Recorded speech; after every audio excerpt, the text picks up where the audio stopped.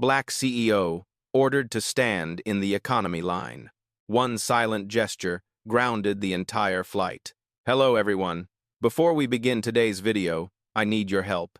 We've noticed that the channel is losing traction, and subscribing is one of the best ways you can help us. It's quick, free, and allows us to continue bringing you great content. Your support means everything. Let's keep this channel growing collectively. Where are you watching from? Drop your city or country in the comments below. Thank you very much. Now, let's get back to the story. You need to step out of this line. Economy is over there. The words cracked through the terminal like a metal tray slamming on concrete, sharp, loud, designed to humiliate. Gate C12, early morning, light glinting across polished floors and chrome barriers, froze as every head turned toward the source of the disruption. A uniformed airline associate stood rigid behind her podium, one hand raised like she was directing traffic, the other pointing toward the pulsing, crowded line labeled Economy. General boarding. At the front of the first-class queue stood a black woman in a slate-gray travel suit, clean lines, structured shoulders, elegance without ornament. Her carry-on, matte black aluminum, rested beside her like a silent companion. Her posture didn't falter, not even a breath, but the room shifted. Before we continue, where are you watching from? Drop your city or country in the comments below, and if you believe in dignity and justice, hit like and subscribe. These stories spark change, and we're glad you're here. Now back to Lena. The associate's voice rose again, louder, sharper, the kind of tone people use when they want the whole world to know they're in charge. Mom, priority boarding is for eligible passengers only. Please don't hold up the line. Eligible. The word rolled across the terminal like static. A man in a tailored coat snorted. Another woman whispered. Some people always try to sneak in. A teenager raised his phone, camera already angled, waiting, hoping for something humiliating to happen.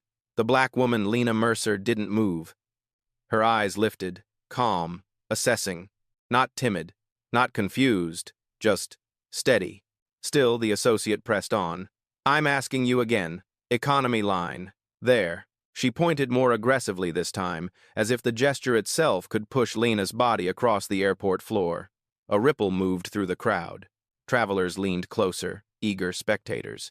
The kind of moment people pretend to dislike but secretly devour public conflict, wrapped in bias, served with a side of entitlement. Behind Lena, the platinum-tier passengers shifted uncomfortably. One man cleared his throat. Listen, she probably misunderstood. I didn't misunderstand, Lena replied softly, without turning. Her voice was smooth, composed. I'm exactly where I'm supposed to be. The associate let out a short, incredulous laugh. Right, and am the CEO. A few people chuckled. The teenager's camera zoomed in. Lena's fingers rested lightly on her boarding pass. The gloss of the digital screen reflected a single phrase in bold white text. First, class platinum signature. Anyone looking closely would have seen it. No one cared to. Instead, the associate crossed her arms, posture stiffening with performative authority.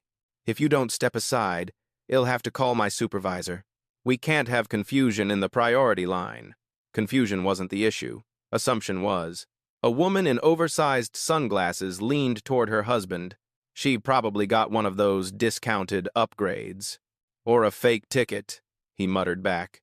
Lena heard every word. She didn't react. The overhead speakers announced the pre-boarding of infants and military personnel, but the noise barely touched the tension swirling around Gate C12. Travelers who had planned to sip coffee or scroll through emails now watched with predatory interest, phones rising in unison like a flock of dark wings. A little boy tugged his mother's sleeve. Mom, why is everyone staring? Because some people don't follow the rules, she whispered. Lena inhaled, slow, deliberate, letting the metallic scent of the terminal settle in her lungs. The cold hum of the vent above, the faint vibration of rolling suitcases, the chorus of judgment thickening the air. Then footsteps approached. The supervisor, tall, pale, carrying a clipboard like it was a badge of superiority. He didn't look at Lena first.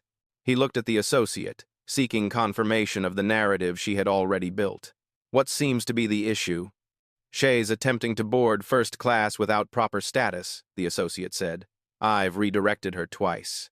The supervisor turned to Lena, brows raised, voice dipped in condescension. Mom, may I see your documentation? We can't allow irregularities during boarding. Irregularities. Phones lifted higher. Lena finally met his eyes. Something in her gaze, calm, resolute, unbothered by spectacle, made the supervisor shift slightly, just for a moment. But he recovered, straightening his shoulders. Your boarding pass, please.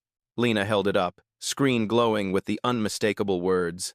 First class platinum signature, Mercer, Lena. The supervisor frowned. This could be an error in the system. Happens sometimes. It's not an error, Lena replied, her tone still gentle. The associate scoffed. Look, Mom, we deal with this all the time. People get confused, or they try to. She didn't finish the sentence. She didn't have to. The implication hung there, sour and familiar. Lena exhaled slowly. Not exhausted, measured.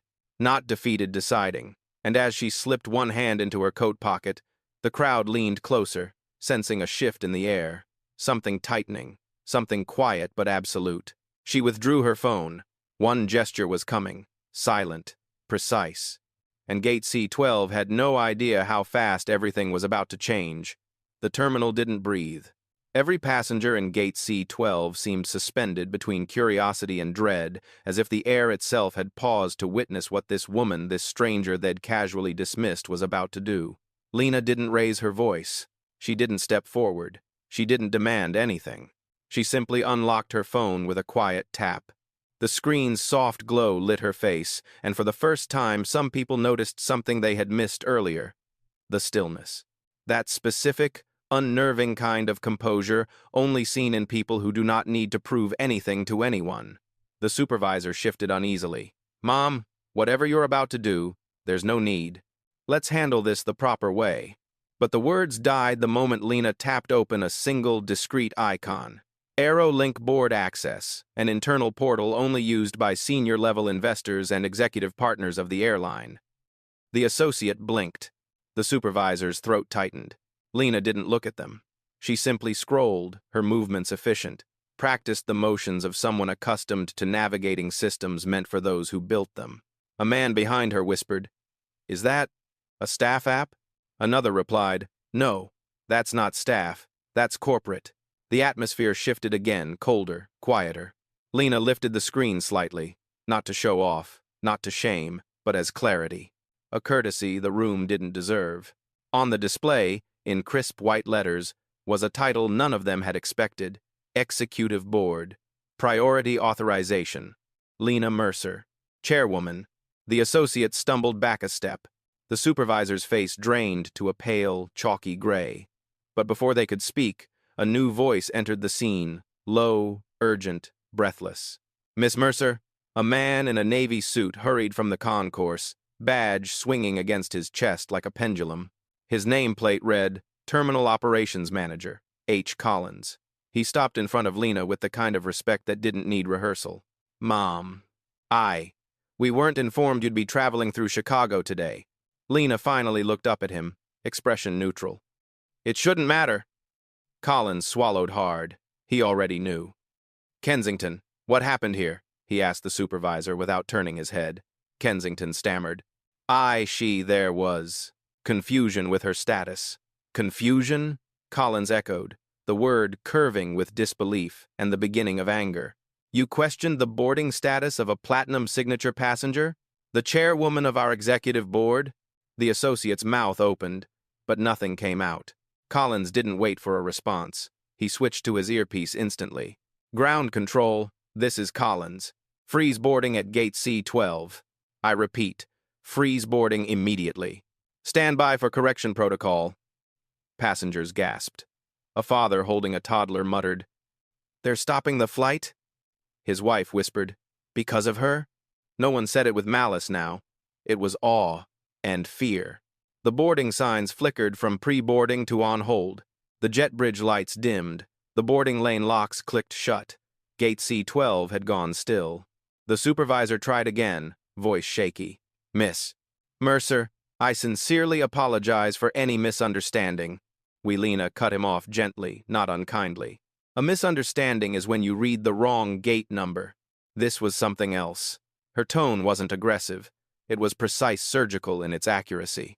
The associate felt tears prick at her eyes, but Lena didn't look at her. She wasn't cruel. She just wasn't fragile. Behind them, a woman murmured, "I filmed it. I didn't know. Should I delete?" A man beside her hissed, "Too late. If she saw you recording, you'd better pray she's merciful." Lena heard none of it. Or maybe she did, but mercy wasn't what she was thinking about. She was thinking of her grandmother's hands, calloused, cracked, scrubbing airport floors for people who never looked down long enough to see her humanity.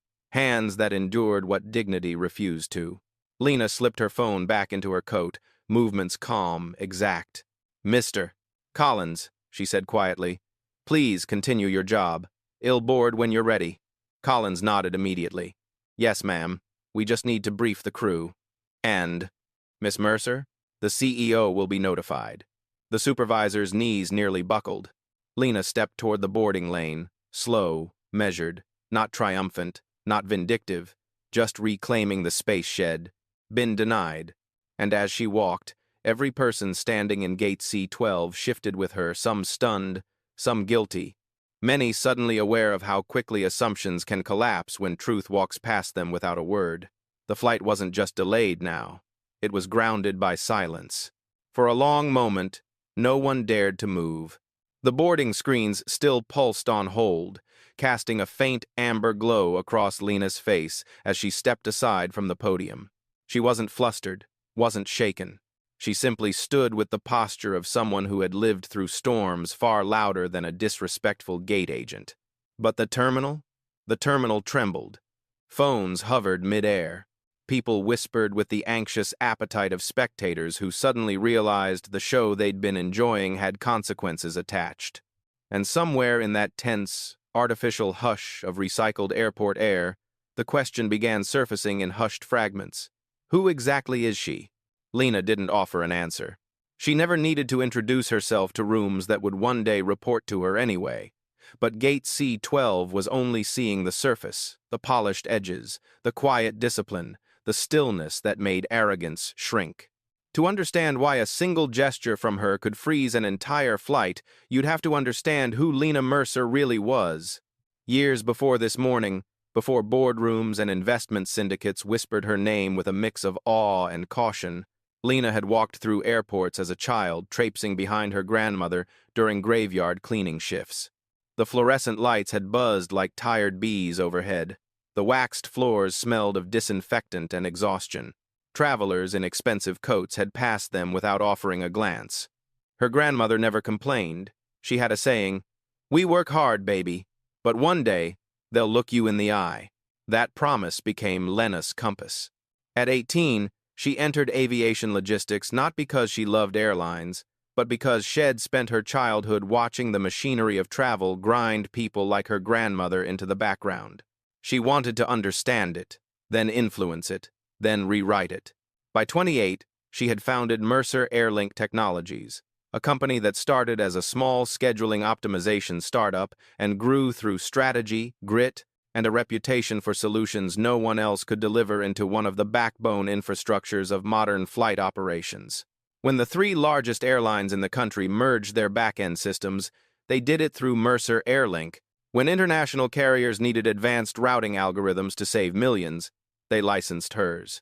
And when AeroLink Holdings, one of the world's largest airline groups, restructured its board during a scandal 5 years ago, they didn't choose a politician or a legacy heir. They chose a problem solver. Lena wasn't a celebrity CEO. She wasn't the type to give interviews or smile for magazine covers. She worked in numbers, pressure, and precision. The more invisible she was, the more powerful she became. Most executives used their positions like spotlights. She used hers like leverage. And leverage, real leverage, never had to shout. That silence was why Collins, the terminal operations manager, had approached her like a man approaching a loaded truth. It was why the supervisor's legs shook. It was why every passenger who had snickered now shifted uncomfortably under the weight of their own assumptions. They weren't reacting to her wealth. They were reacting to the gap between who they thought she was and who she actually had the authority to be. Across the gate, Collins spoke into his earpiece again. more urgently this time. Yes, Captain, I understand. But until her clearance is processed, no one boards. Direct order from HQ. Passengers groaned, frustration rising. A man in a blazer raised his hands. What's the holdup? My connection in Denver Collins didn't break eye contact with him. Sir, this delay is due to a protocol issue. Please be patient. Protocol? Someone scoffed. Over one passenger? A woman corrected him in a whisper sharp enough to slice. Not one passenger. Someone important. Lena remained silent through all of it. Her eyes drifted toward the tarmac, toward the aircraft waiting at the gate. A sleek white fuselage gleaming under morning light, engines quiet, ready. She had spent her life ensuring planes like that moved safely, efficiently, flawlessly. Today, that same plane had become the symbol of something else entirely, a system pausing to confront the prejudice embedded in its own front doors. Lena inhaled steadily. She wasn't angry. Anger was too small for moments like this. What she felt was responsibility. Behind her, the supervisor approached again, voice trembling but determined to sound composed. Miss Mercer, I've contacted Internal Affairs. We're reviewing all procedures. If you'd like, we can escort you to the lounge while... No, Lena said softly. I'm staying right here. Her gaze swept the gate, not with vengeance, but with memory. Her grandmother sweeping floors in silence. Her younger self staring up at first-class passengers through frosted glass. Every moment Shed watched dignity being treated as an optional upgrade. Some lessons, Lena murmured, barely audible, have to be taught where the harm happened, and as the flight remained frozen in place, the terminal finally understood this wasn't a delay. This was an awakening. The tension inside Gate C-12 thickened, pressing against every rib cage, every uneasy breath. The supervisor hovered a few feet from Lena, shifting his weight like a man forced to stand in the wreckage of his own assumptions. He kept trying to speak apologies, explanations, excuses, but every time the words reached his tongue, something in her stillness took them back. Silence was its own verdict. Passengers fidgeted, glancing between the frozen boarding lanes and the woman who had become the gravitational center of the entire gate. They weren't looking at her the way they had before curiosity tinged with judgment. No. Now they looked with the jittery respect people give thunderstorms. Beautiful from a distance, dangerous up close. Finally, the supervisor cleared his throat. Miss Mercer, I want to sincerely apologize on behalf of Lena didn't lift her eyes. Don't apologize because of who I am, she said softly. Apologize because of what you assumed. He swallowed hard. The words felt like a mirror he didn't want to look into. Before he could respond, another voice entered the fray, sharper, impatient, dripping with misplaced entitlement. This is ridiculous. A woman in a cream blazer marched forward, her rolling suitcase rattling behind her like an accent mark. She had been standing near the priority lane earlier, one of the first to snicker when the associate tried to redirect Lena. Now her frustration burned hot. I've been waiting for 20 minutes, she snapped. We all have. Why is the flight halted over one passenger? She emphasized the last two words with a tone that said what she didn't. Someone like her. Collins straightened, stepping forward with the authority of a man who understood exactly how precarious this moment had become. Mom, this is an internal matter. Please return to your seat. No, the woman shot back. I paid for first class. I am not missing my meeting because... Her hand carved through the air toward Lena like an accusation. Lena finally met her eyes. Not with anger, not with heat, just a quiet, piercing calm that made the woman falter mid-sentence. You're delaying yourself, Lena said, her voice low, even. Not me. The woman bristled.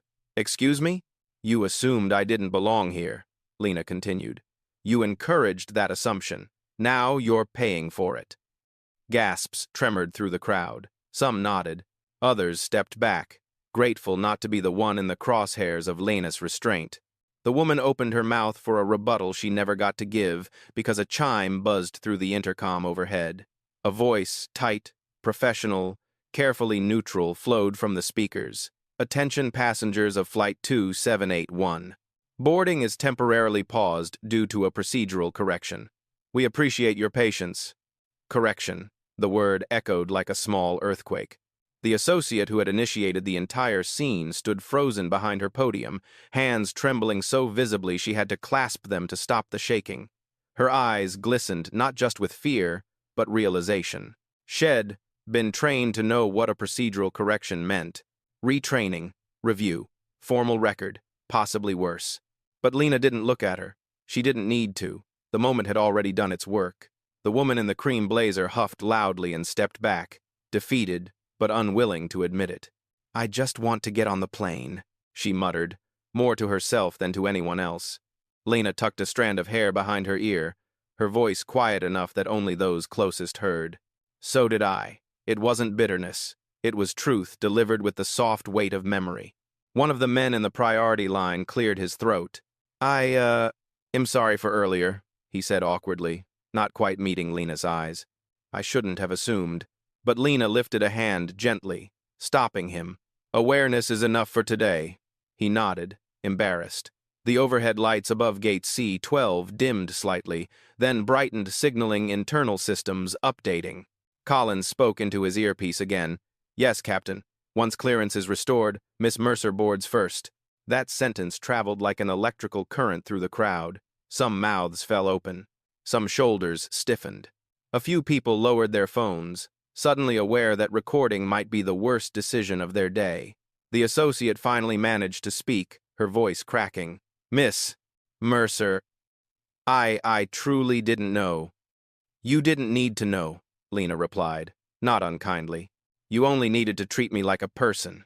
The associate's breath hitched. The truth, spoken softly, sliced more cleanly than anger ever could. And as the gate lighting flickered again, signaling adjustments from the main server, a quiet understanding spread through gate C-12. This wasn't about status, or tickets, or priority lanes. This was about the simple, unignorable fact that dignity is not something you check at the podium. The boarding door hadn't opened yet, but something else had. The fluorescent lights above gate C-12 hummed with a low, uneasy buzz, the kind that fills the air right before a storm breaks. Collins kept murmuring directives into his earpiece. The words, sharp verification, override, priority clearance, each one hitting the supervisors around him like a reprimand stamped in capital letters.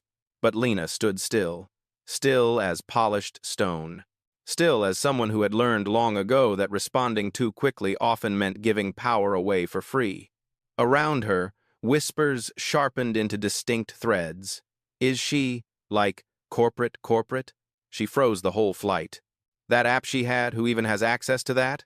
Someone important, really important." The supervisor swallowed for what felt like the 10th time. He straightened his tie, then loosened it, then straightened it again like a man trying to rearrange guilt into something more comfortable. "Miss Mercer," he said, voice hushed this time, deferential. "We've alerted headquarters. They're, escalating the event." "Event?" Lena echoed, her tone flat. He flinched. "I mean, they're reviewing the situation." Lena didn't respond. The truth was obvious. This wasn't an event. This was a symptom.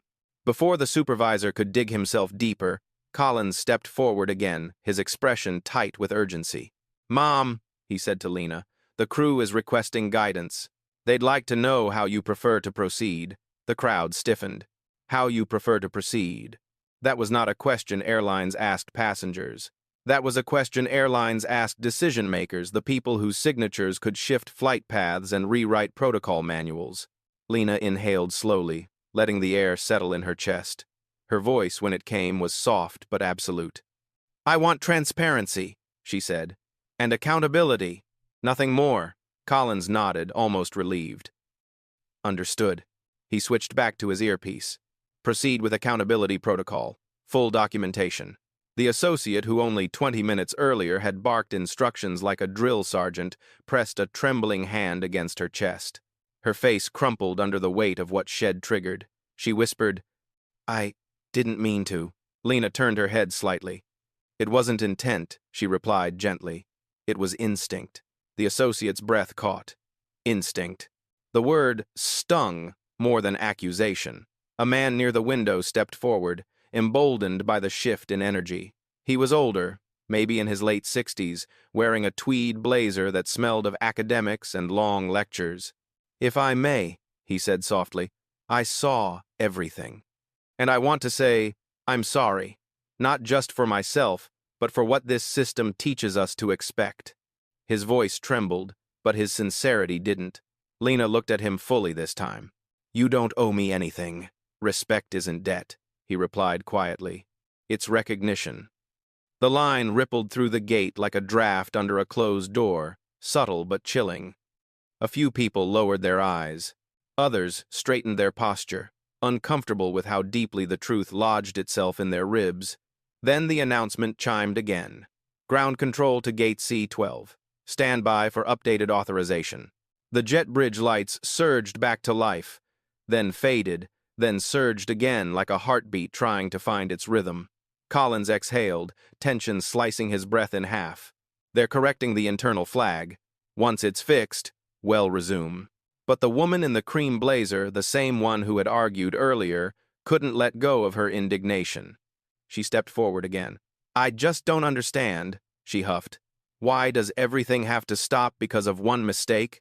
Collins didn't answer. Lena did. "Because the mistake didn't happen on the screen," she said. "It happened in the way I was seen." The woman froze, the truth hitting her with the force of a sudden descent. Lena continued, voice level. "And if a system can't pause to correct that, then the system isn't safe." A stunned silence washed over gate C-12. No one could argue with it. They felt it. They lived inside it. They witnessed its consequences. Just then, Collins received a message through his earpiece. His eyes widened. "Miss Mercer," he said, "headquarters confirmed your directive. Once the correction is logged, you will board first. They're also requesting a statement from you regarding the incident." Lena shook her head gently. "No statements, just action, quiet action." He nodded. "Then well honor that." Passengers absorbed her words, her restraint, her authority. Some stared at her with something approaching reverence, others with guilt.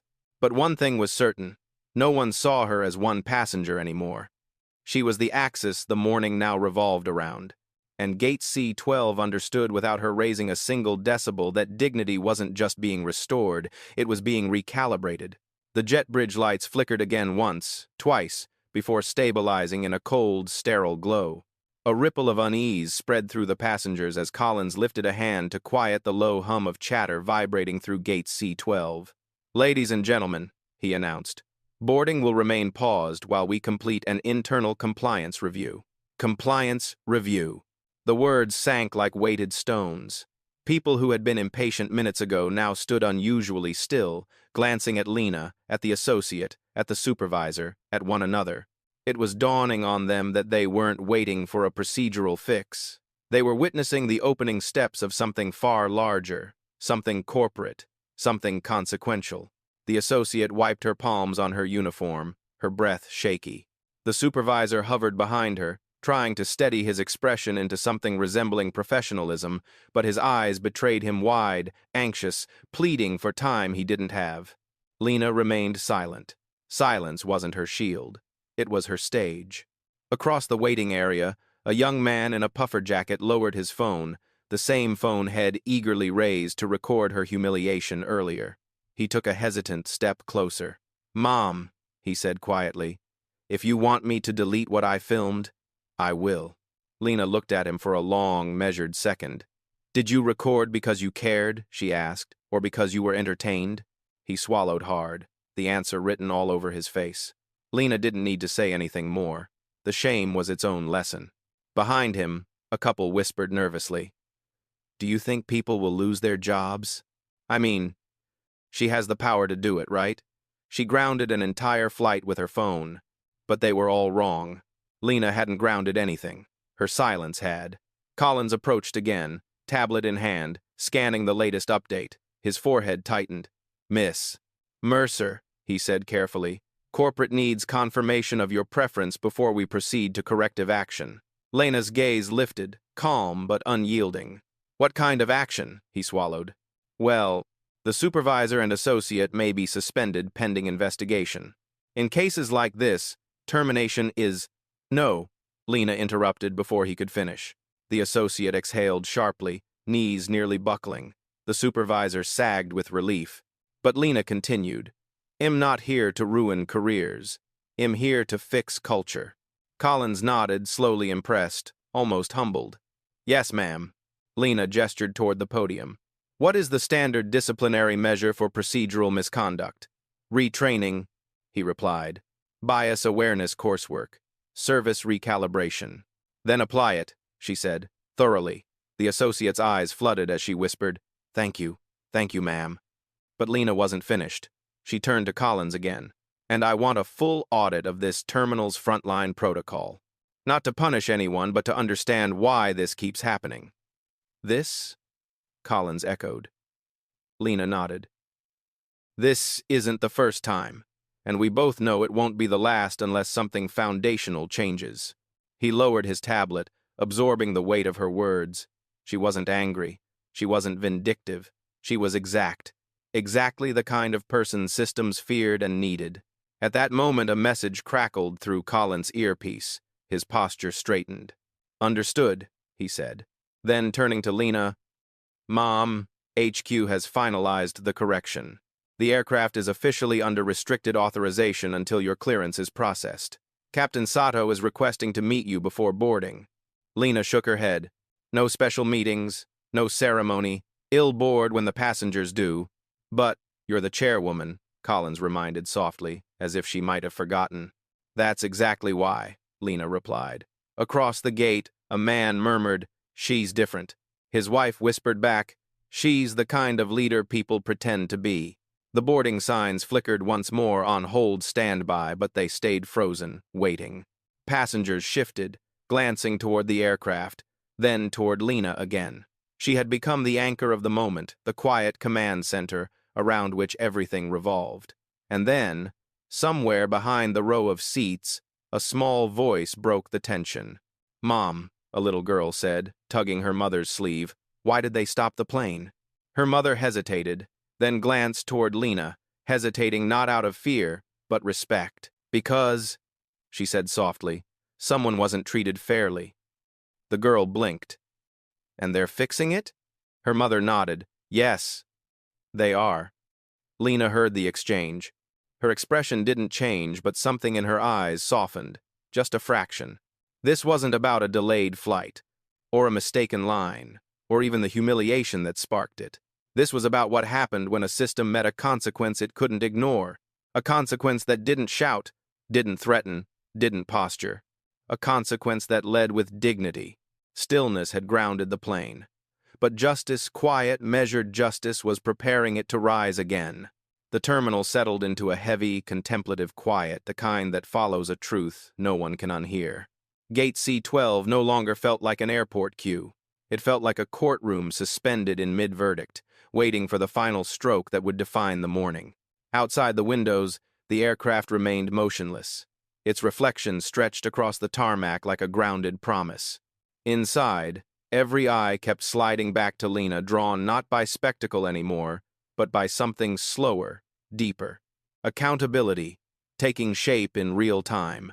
A soft buzz rippled through the crowd as more staff appeared near the podium. 2 training managers, a compliance officer, even a district supervisor with a badge clipped to her blazer. They weren't there for a crisis. They were there because a single moment of bias had traveled upward fast enough to pierce the upper floors of corporate. The associate, now seated to the side, hands clasped tightly in her lap, looked up as the district supervisor approached her. "We're not firing you," the supervisor said quietly. "We're rebuilding you." The associate nodded through tears. "I know. I want to learn. I don't want to be that person." Lena overheard, but she didn't intrude. Growth didn't need an audience. Across the gate, conversations swelled in hushed waves. She didn't want them fired. She could have ended their careers. She chose something better. A businessman in an expensive coat shook his head slowly. "That," he murmured, "is real power." Meanwhile, Collins returned, tablet in hand, expression steadier now. "Miss Mercer," he said, "the internal audit you requested has already begun. HQ has also activated the training directive for all frontline staff at this terminal. They're implementing it today." Lena nodded once. "Good. No victory, No satisfaction, just principle. But the public reaction, the shifting tide of perception, was already underway. A young woman with purple headphones stepped closer, her voice small. "I just want to say, I didn't step in earlier. I should have. I'm sorry." Lena looked at her gently. "Awareness is action," she said. "Use it next time." The woman nodded, eyes glassy with relief. Across the room, the cream blazer woman, the one who had protested, argued, insisted, stood very still. Her hands were clenched around her boarding pass, knuckles white. She approached Lena with slow, uncertain steps. "I judged you," she whispered, "and I judged loudly." Lena met her gaze without anger. "Then judge better." The woman swallowed hard, the kind of swallow that marks a shift, small but irreversible. Passengers around them exchanged glances. Something was changing, not theatrically, not dramatically, but undeniably. Then the intercom chimed, "Gate C12, internal correction is complete. Prepare for boarding sequence." A breath rippled through the crowd. Relief, but also reverence. Collins gestured slightly toward Lena. "Mom, as soon as you're ready." "No," Lena said softly. "Board the families first, then the elderly, then the rest of the passengers." He hesitated. "You're sure?" Lena nodded. Dignity isn't a hierarchy. The passengers nearby heard it, and they carried it.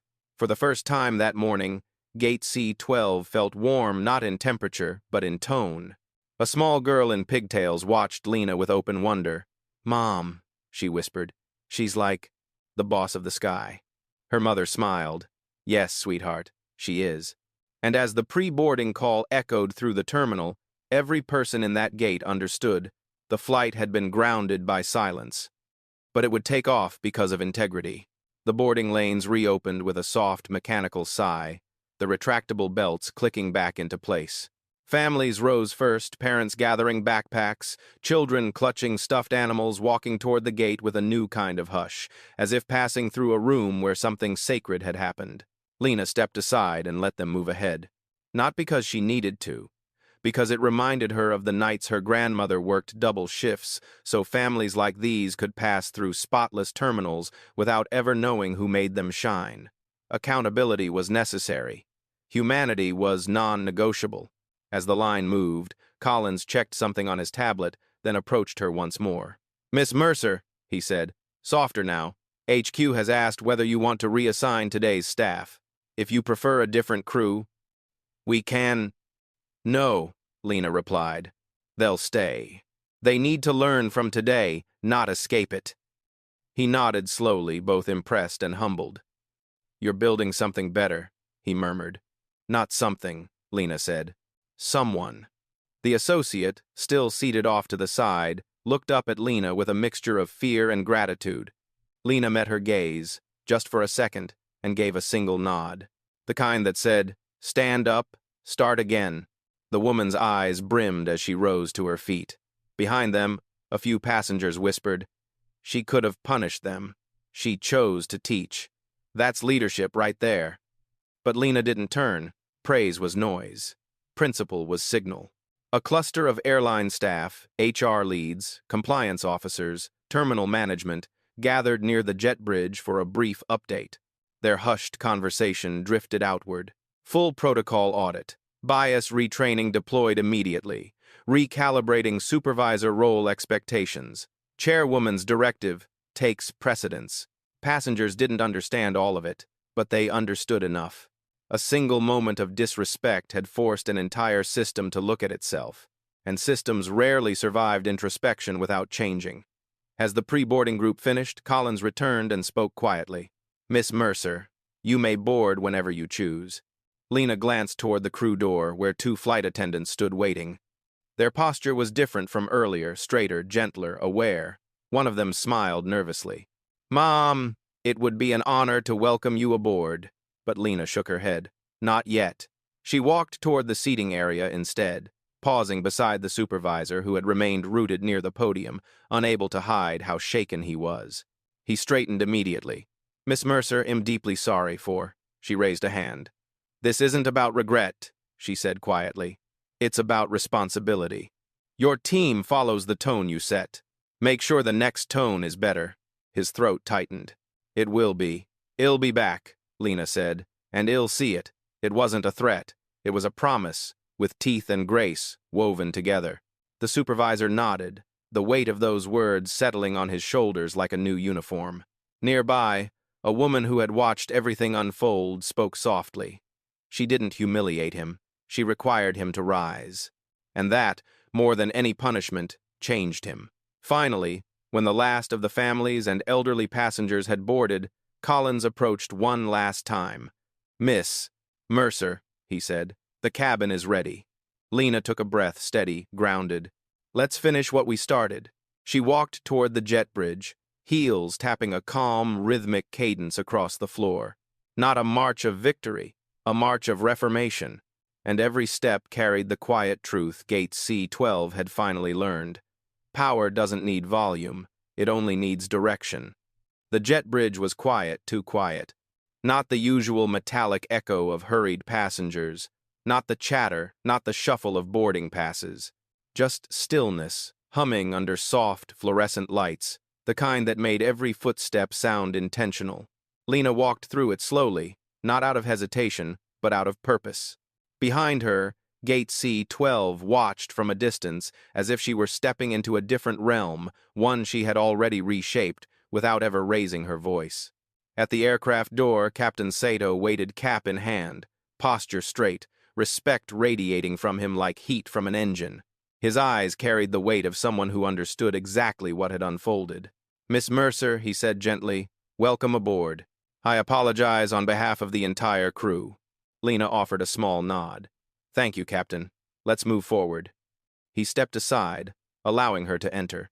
The first-class cabin whispered with low, warm lights and soft leather, but the atmosphere felt heavier than usual. Passengers sitting straighter, aware of who she was now, aware of what the morning had revealed about themselves, their assumptions, their silence. A man in seat 1A, the businessman from earlier, stood as she approached. "Mom," he said quietly, "I was wrong. And I'm sorry." Lena met his eyes, not to forgive, not to condemn. "To grow," she replied, "is to admit what you didn't see." He sat back down, absorbing that truth like medicine he hadn't known he needed.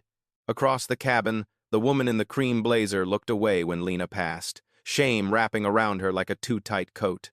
But Lena didn't stop beside her. Some lessons were meant to linger without being restated. At her seat 2D, Lena placed her bag down and exhaled. Not exhaustion. Reflection. The kind of breath you take when the world has momentarily slowed to match your pace. A flight attendant approached, voice soft. "Can I get you anything, Miss Mercer?" "Yes," Lena said. "A moment." The attendant nodded and stepped back. Outside the window, the tarmac crew moved with renewed precision. No one rushed, no one cut corners. Every motion seemed touched by the gravity of what had happened. Inside, the final boarding chime sounded, and the door sealed shut with a firm, echoing click. The captain's voice came over the speakers. "Ladies and gentlemen, thank you for your patience. Our departure was delayed due to an internal protocol review, now resolved. We are honored to have all of you with us today." There was a pause, brief, deliberate, and we thank those who reminded us that everyone deserves to be treated with dignity. A hush washed through the cabin. Lena leaned back in her seat, eyes drifting to the clouds outside. Thin wisps of white drifted across the morning sky, shifting like the world beneath them ever so slightly, but undeniably. As the engines roared to life, vibrations traveled through the floor, up the seat, through her bones. She closed her eyes for a moment, thinking of her grandmother, scrubbing airport floors with hands cracked from work that was never seen, never thanked.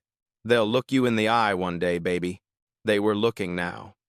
The aircraft pushed back from the gate, slowly, smoothly, carrying with it the weight of a morning rewritten, not with confrontation, not with spectacle, but with clarity. As the runway stretched ahead, Lena opened her eyes, steady and certain. Dignity wasn't won. It was enforced quietly, firmly, undeniably. The engine surged, the plane lifted, and the sky wide, endless, unprejudiced, open to meet her.